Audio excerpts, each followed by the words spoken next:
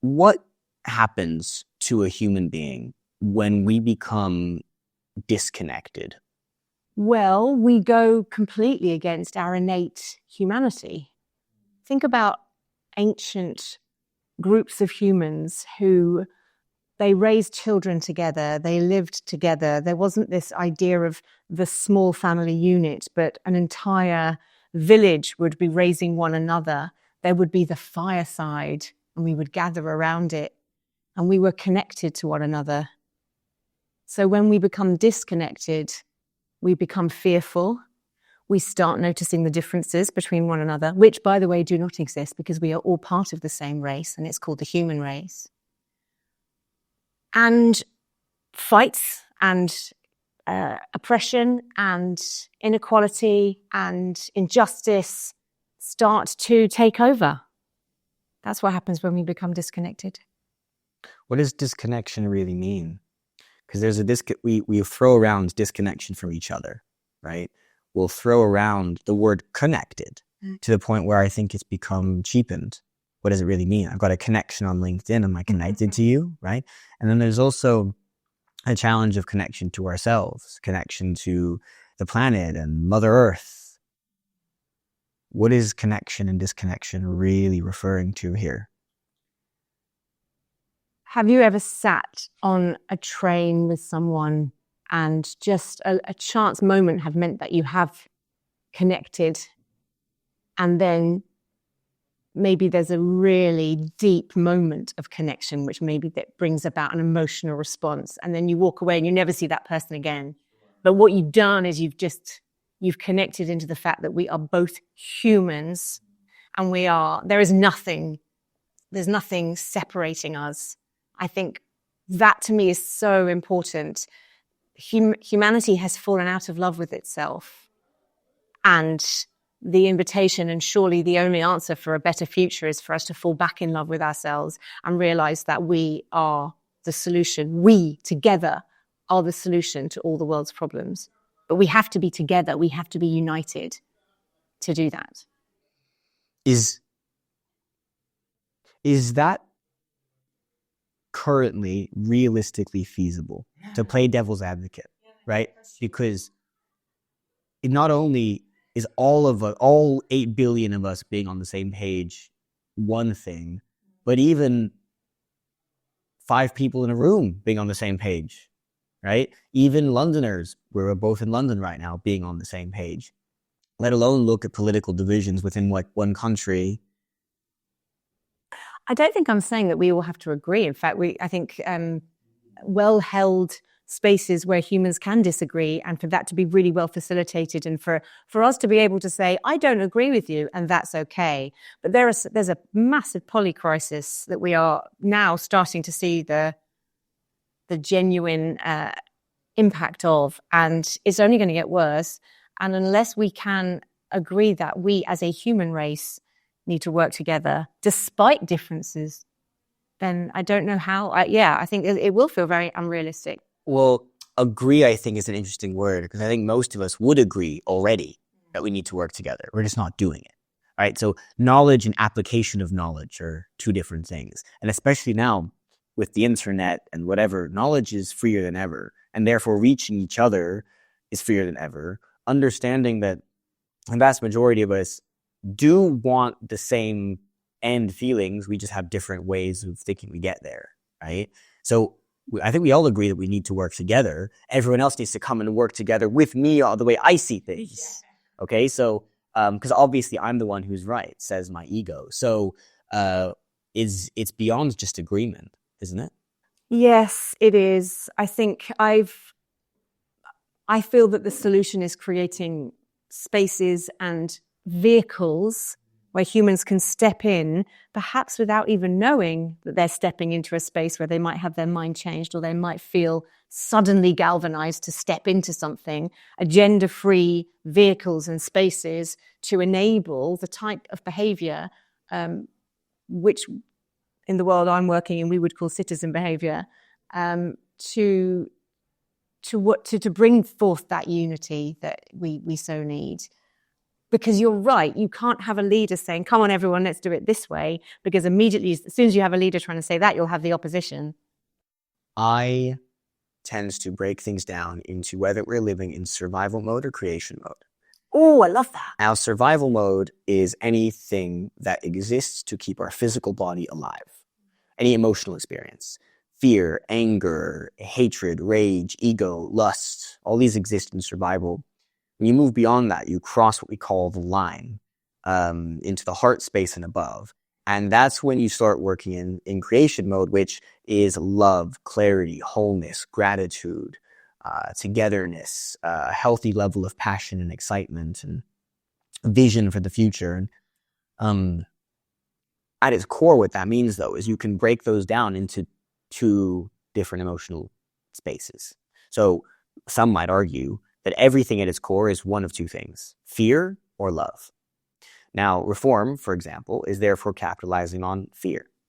If I don't like that person and I hate that that's going on and I hate that policy and that's why I'm going to vote for you, is that coming out from love or fear?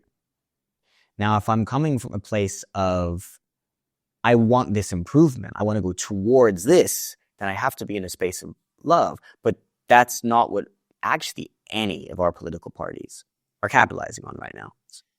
But I think it sounds like we're going beyond politics. We're going on to movements, period, right? So this isn't a political conversation. This is a movement conversation. This is what culture we want to be in. If I love this culture, great. And that's what I want to create, great. And I move towards the thing I do want. And now I'm in a space of creation. We do not live in a world where the vast majority of human beings operate from the heart space, from a place of love.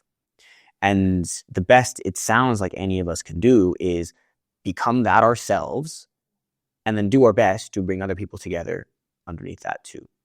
So then the question becomes, how do we move from fear? So this is my question for you now, to your best understanding or whatever your answer would be. How do we move from fear into love? We need spaces to do that. We need physical spaces where we can come together. We need to bring the fireside back. Now, I'm lucky enough to work in the assembly culture ecosystem, and there are many organizations operating now across the UK trying to create assemblies. So that, there are plenty of ways that if you're listening to this and you're thinking, hang on, what? I want to be part of an assembly. Just see if there's one locally happening near you. It could be through Humanity Project, or it could be through any of the others in the ecosystem. I used to run a community cafe, and there are so many spaces now that have a catering infrastructure like cafes, restaurants, but that are also unlocking their potential for community and social good. I do believe that these spaces are vital because we need to be moving into seeing each other again in real life, looking at each other in the eye. And when I used to run my cafe, we were the launch pad of over 75 projects that still exist in the world that are doing good, and my cafe was the soil for that. Now, I can't claim anything for that. All I did was open a space and say, come and use it for good. As long as it's going to be improving the world in some way, come and use it. We were the launch pad of the Museum of Happiness. We were the space where Action for Happiness's Happier Living course was started. If you're listening and you're a Londoner, you may know Chuku's restaurant in Tottenham, Fat Macy's restaurant in West London, and Mike's Table, which is a pay-it-forward restaurant concept. They all started at the Canvas alongside countless other incredible projects. All I did was open a cafe and say, do you want to use it for good? And they flooded in. Also, I've been at trade fairs where someone's been spooning me some stew and then went, hang on, are you the owner of the Canvas? We created our business plan there. I was like, what? And they went, yeah. The space was just so conducive to creativity that it was just the perfect place. How did you make that happen? The question I was going to ask you is, what does space actually mean? Right? Because space has layers to it. What does space mean? And how are you engineering that space to actually achieve that? Because there are lots of places where you can just walk. We're in one now, right? We just basically walked in. I booked a free meeting room. We walked into what is basically a corporate cafe.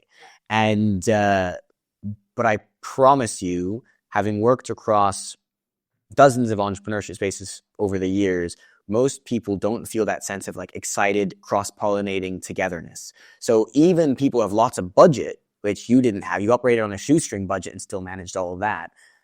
Even people who have that budget, they don't know how to make the space a space, if that makes sense. So take us back to the beginning.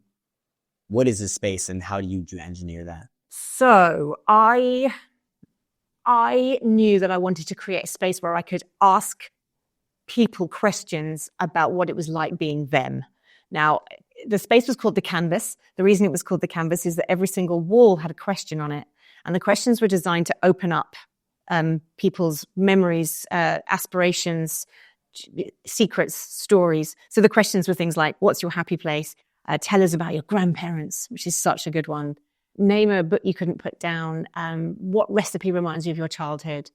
And these were printed on the walls of the cafe, and everyone who came into the cafe could get a grey Sharpie and answer the questions on the walls. That's why it was called the canvas. What that did was, first of all, people walked in and went, oh, this is like mine.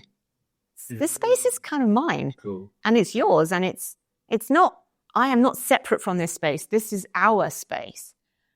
And then they'd answer the questions, which immediately gave them ownership over that space because they'd written on it. And then they'd start coming back to see their comment and the evolution of their comment, because people would be like, oh, I also love that recipe and here's my adaptation. People would comment on the comments.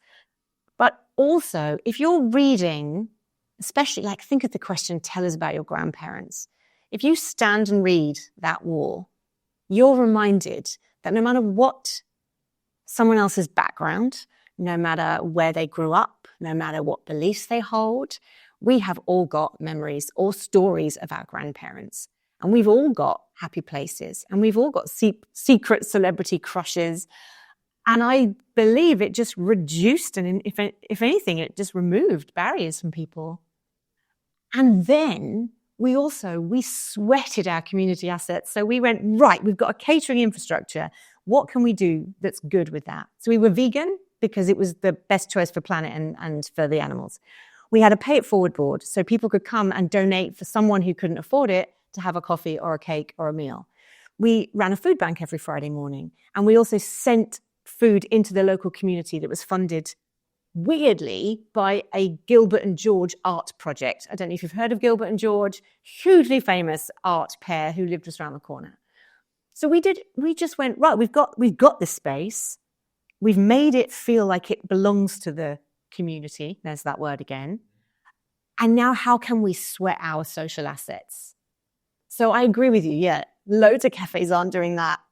But I'm interested. So I have a thought experiment that I'm currently pondering on, which is I was offered, when my cafe was forced to close by a very inhuman landlord association, thanks to COVID. When we were forced to close, I had a fair bit of interest in reopening it and replicating it as quite a robust social franchise. Okay. And I knew that wasn't the way I wanted to go. I didn't want to create competition for existing cafes. But there's this amazing author called John Alexander. He wrote a book called Citizens. I urge you all to read it. John himself said to me, if there could be a canvas in every neighborhood, that could cause a shift of citizen behavior. People, if you created these vehicles in every neighborhood, that could be a very powerful enabler of a citizen shift. And I thought to myself, well, there are cafes in every neighborhood already. So my thought experiment is, can you take a cafe and support that owner to add the elements that the canvas had that made it such a vital sanctuary of hope and a beacon for community? Can you do that with existing spaces rather than just sow canvas seeds everywhere and create loads of competition? So that I am thinking about this, because to go back to your original question, what do we need to do? How can we do this? I think it's creating spaces, because I saw people walk into my cafe as a consumer and leave as a citizen. And it blew my mind. I would watch it.